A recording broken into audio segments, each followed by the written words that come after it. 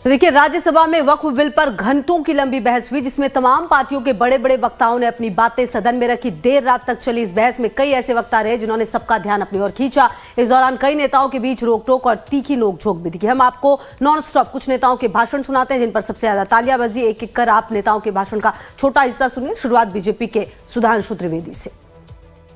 माननीय सभापति महोदय, आज इस पुराने वक्त की आखिरी रात में खड़े होकर इस नए वक्त के आगाज की नई सुबह के दिन मैं प्रधानमंत्री श्री नरेंद्र मोदी जी, हमारे अल्पसंख्यक मामलों के मंत्री किरण रिजिजू जी का मैं बहुत इस्तकबाल करता हूं। जब वक्त के ऊपर हम बात कर रहे हैं, वक्त की रुखसती का वक्त आ गया है और नई वक्त की नई सुबह होने का वक्त आ गया है। अगर हमें इस पे बात करनी है तो मुझे चार दृष्टि से बात करनी पड़ेगी। एक, इस बिल के तकनीकी प्रावधान जिस पे बहुत सारे लोग बहुत कुछ बोल चुके हैं।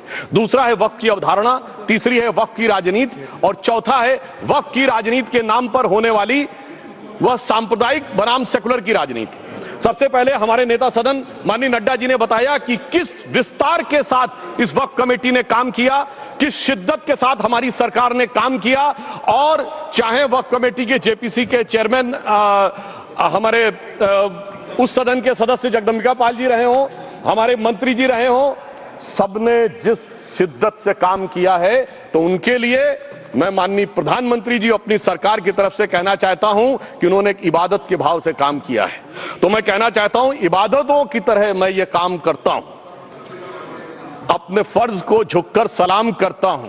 फिर भी आप खिलाफत कर रहे हैं तो तेरी मुखालफत से निखरती है शख्सियत मेरी। मैं सियासी दुश्मनों का भी बहुत एहतराम करता हूं। तो इस एहतराम के साथ मैं अब आगे का बयान शुरू करता हूं और मैं ये बताना चाहता हूं कि एक बड़ी सिंपल सी बात है जो अभी माननीय नड्डा जी ने भी कहा। दुनिया के तमाम मुस्लिम देश बता दिए, इस्लाम की धर्म स्थली सऊदी अरब, सबसे बड़ा मुस्लिम देश इंडोनेशिया, जहां खलीफत रही वहां टर्की, और यहां आईएसआईएस का इलाका, वहां इराक और सीरिया, वहां कहीं भी कुछ भी नहीं है ऐसा। फिर भी हमारे यहां क्यों है, कैसा? तो मैं कहना चाहूंगा सभापति महोदय, एक हिंदी में कहावत होती है, नया मुल्ला प्याज ज्यादा खाता है, परंतु यहां तो जो गैर मुल्ला प्याज बहुत खा रहा था, और इतना खा रहा था कि आंसू निकल रहे थे गरीब मुसलमान के भी और देश के भी।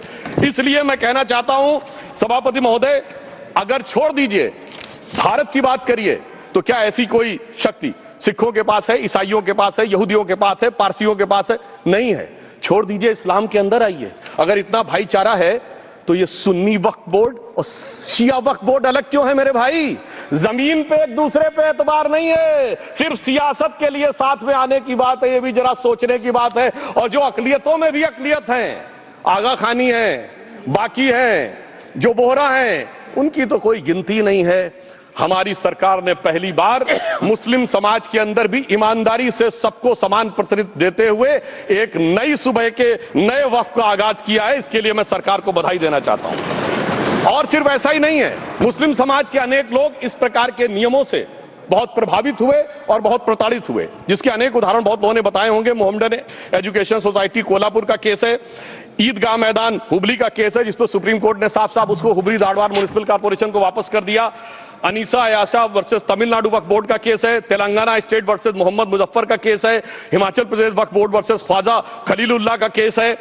और सभापति महोदय, ताजमहल पर भी दावा कर दिया गया। अब तो मैं पूछना चाहता हूं, और सुप्रीम कोर्ट ने अपने जजमेंट में कहा कि भाई शाहजहां के जमाने का लिखा फरमान लेके आइए, तब हम मानेंगे कि इस पे कोई दावा है या नहीं।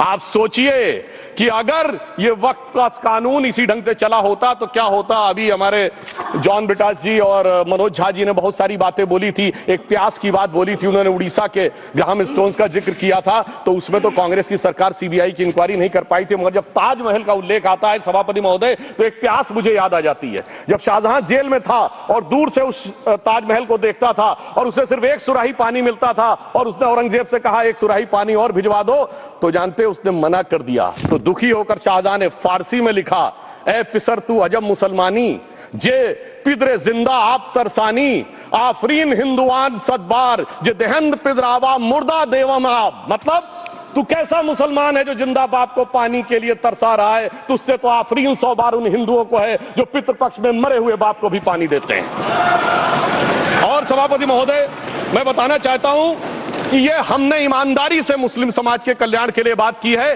क्योंकि एक तरफ खड़ा हुआ है ईमानदार मुसलमान जो शराफत के साथ ईमान को गले से लगाए हुए हैं, और दूसरी तरफ कुछ चंद सरमाएदार हैं जो उस अमानत में खयानत करके शरारत के साथ उसके झंडा बरदार बनना चाहते हैं। तो यह मुकाबला किसके बीच में है? ये शराफत अली और शरारत खान के बीच में मुकाबला है। हमारी सरकार शराफत अली के साथ खड़ी है, हमारी गरीब मुस्लिम के साथ खड़ी है। ये गरीबों गुर्बत वाले गुर्बत अली और सरमाएदारे वाले गाजी खान के बीच का इलाका है। मगर मैं कहना चाहता हूं महोदय, एक बात मैं बहुत स्पष्ट रूप से कहना चाहूंगा, इन जरूरतमंद मुसलमानों की लड़ाई के लिए मैं कह सकता हूं कि ये गरीब मुसलमानों के दिल की कसक और कट्टरपंथी वोट के ठेकेदारों के मन की ठसक के बीच में हमारी सरकार ने उस कसक का साथ दिया है, जिसके लिए मैं मानता हूं गरीब और पसमानदा मुसलमान निश्चित रूप से उनका आभारी होगा। हाँ, मगर जब इसकी बात आती तो भी माननीय खड़गे जी भी बोल रहे थे, माननीय संजय सिंह जी भी बोल रहे थे, मनोज झा जी भी बोल रहे थे कि साहब आपके यहाँ वो कितने पुजारी हैं और कितने किस वर्ग के पुजारी हैं। तो मैं उनको बताना चाहता हूं केवल अकेले जूना अखाड़े ने पिछले साल 71 SC ST लोगों को महामंडलेश्वर बनाया है। अरे आपको हमारे सदन में बैठे हुए बाल योगी उमेश नाथ जी नहीं दिखते? वैसे तो कहा जाता जात ना पूछो साधु की, मगर मैं बताना चाहता हूं विश्व हिंदू परिषद के 50,000 से अधिक पुजारी ट्राइबल्स में जो शेड्यूल कास्ट है जो काम कर रहे हैं। मगर मैं हद अदब से पूछना चाहता हूं, बताइए मुल्ला मौलवी मुफ्ती मुकर्रम बारी हाफिज में से कितने पसमंदा हैं? उसमें कितने जुलाहा अंसारी घोसी बताइए मिरासी कितने हैं? बाकी छोड़िए, पसंदला बोर्ड में है क्या? अरे वक्फ बोर्ड में है क्या? इसीलिए मैं कहता हूं खुद मियां फजीहत दूसरों को नसीहत।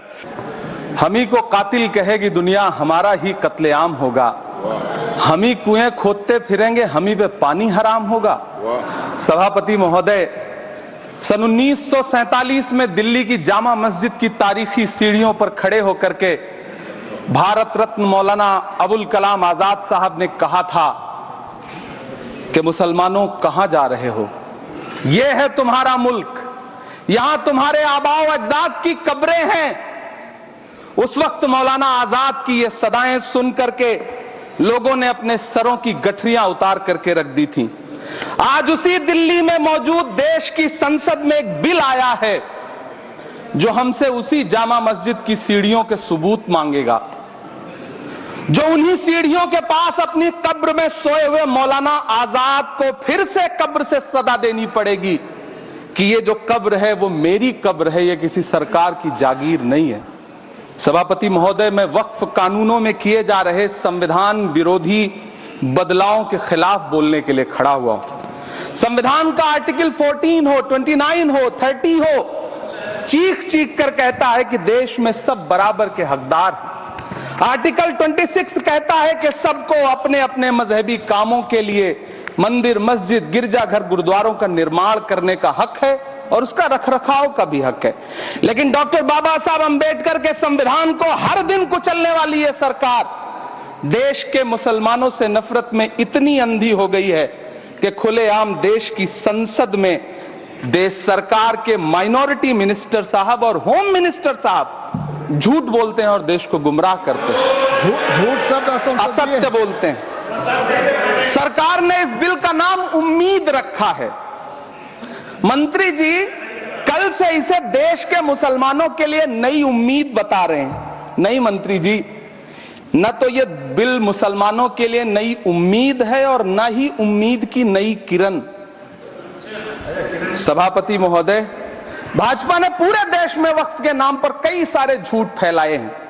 आइए आज उनकी सच्चाई पर बात करते हैं। वक्फ ट्रिब्यूनल को ऐसे बताया जाता है जैसे वक्फ ट्रिब्यूनल कोई मजहबी खाप पंचायत हो। सभापति महोदय, जबकि सच्चाई यह है कि वक्फ ट्रिब्यूनल भी तो सरकारी न्यायिक विभाग है जिसमें सरकार द्वारा नियुक्त जज होते हैं, जिसमें प्रशासनिक अधिकारी होते हैं, कहीं ऊपर से थोड़ी आ गए। सभापति महोदय, देश के गृह मंत्री जी ने इसी सदन में कहा कि वक्फ ट्रिब्यूनल के फैसले के खिलाफ कोई कोर्ट नहीं जा सकता, जबकि सच यह है कि वक्फ एक्ट 1995 की धारा 83(9) के तहत हाई कोर्ट वक्फ ट्रिब्यूनल के फैसले की न सिर्फ समीक्षा कर सकता है बल्कि उसे बदल भी सकता है। सच तो यह है कि वक्फ बोर्ड खुद अपनी जमीनों के लिए कई सारी कोर्ट में मुकदमे लड़ रहा है। सभापति महोदय, दिल्ली की जिन 123 संपत्तियों को लेकर कल माइनॉरिटी मिनिस्टर, होम मिनिस्टर साहब और अभी आदरणीय नेता सदन बात कर रहे थे, आइए उनकी सच्चाइयों पे भी बात करते हैं।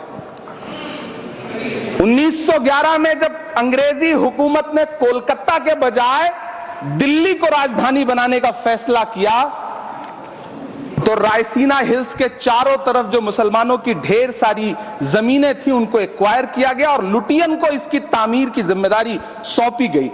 सेंट्रल विस्टा की तरह लुटियन जोन का मेगा प्लान तैयार हुआ, लेकिन उस वक्त के मुसलमानों ने उस वक्त की अंग्रेजी हुकूमत से अपनी इबादत गाहों को बचाने के लिए लड़ाई लड़ी।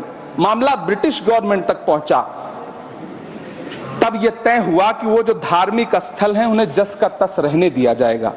इंडिया गेट के बगल वाली मस्जिद हो जाप्तागंज, सुनहरी बाग मस्जिद हो, पार्लियामेंट रोड वाली मस्जिद हो, ऐसी 123 संपत्तियों के मैनेजमेंट के लिए 1913 में मुसलमान वक्फ वैलिडेशन एक्ट बना और उसके बाद एक नया शहर बसाया गया जिसे लुटियंस जोन का नाम दिया गया। फिर 1943-45 के बीच एक और समझौता हुआ आजादी से पहले, उसके तहत काफी सारी वक्फ जायदादों को सुन्नी मजलिस औकाफ बनाकर उसके अंडर किया गया ताकि उसकी देखरेख की जा सके। गृह मंत्री जी 2 दिन से सदन में जो बात कह रहे हैं वो दरअसल 123 संपत्तियां उसी सुन्नी मजलिस औकाफ के तहत आती है। जिस बिल को मुसलमानों के हुकूक की हिफाजत करने वाला बिल बताया जा रहा है, उसी को पेश करने के लिए और उस पर बात करने के लिए लोकसभा में भाजपा सरकार के पास एक भी मुस्लिम सांसद नहीं है। जिस वक्त, मैं लोकसभा कह रहा हूं, सुना करिए, जिस वक्फ बिल को मुस्लिम महिलाओं को हक दिलाने वाला बताया जा रहा है, उसे संसद में पेश करने वाली पार्टी के पास न तो राज्यसभा में, न लोकसभा में, न देश की किसी विधानसभा में एक भी मुस्लिम महिला सदस्य नहीं। कल किरण रिजिजू जी कह रहे थे कि रेलवे की जमीनें देश की जमीनें हैं, डिफेंस की जमीनें देश की जमीनें हैं। हां मंत्री जी हैं, बिल्कुल हैं। ये जो वक्फ की जमीनें हैं ये हमारे पुरखों ने धार्मिक कामों के लिए डोनेट किया है, तो हम भी तो इसी देश के नागरिक हैं, हम भी तो इसी देश के बेटे हैं, तो वक्फ की जमीनें भी तो इसी देश की जमीनें हैं। उनको पराया क्यों बोलते हैं आप? सभापति महोदय अशफाकुल्लाह खान जब फैजाबाद की जेल में फांसी के फंदे पर झूल रहे थे तो इसी देश की जमीन के लिए झूल रहे थे ना। सभापति महोदय, अंडमान की जेल में काला पानी की सजा काटकर अपनी जान देने वाले मौलाना फजले हक खैराबादी हो या शेर खान अफरीदी हो, वो भी तो इसी जमीन के लिए अपनी जान दे रहे थे ना। सभापति महोदय, पाकिस्तान के खिलाफ लड़ते हुए अपनी जान देने वाले महावीर चक्र विजेता ब्रिगेडियर उस्मान हो या पाकिस्तान के पैटर्न टैंक उड़ाने वाला परमवीर चक्र विजेता वीर अब्दुल हमीद हो, वो भी तो इसी जमीन के लिए अपनी जान दे रहा था ना। और मंत्री जी, मैं इस सदन में अलल ऐलान ये कहता हूं कि जब भी इस देश की जमीन को लहू की जरूरत होगी, आपसे 2 कदम आगे इमरान खड़ा मिलेगा, ये मैं आपसे यकीन दिलाते हुए कह रहा हूं। लगातार इस बड़ी खबर पर नजर बनी हुई, आप रहिए हमारे साथ, देखते रहिए लाइव टाइम्स।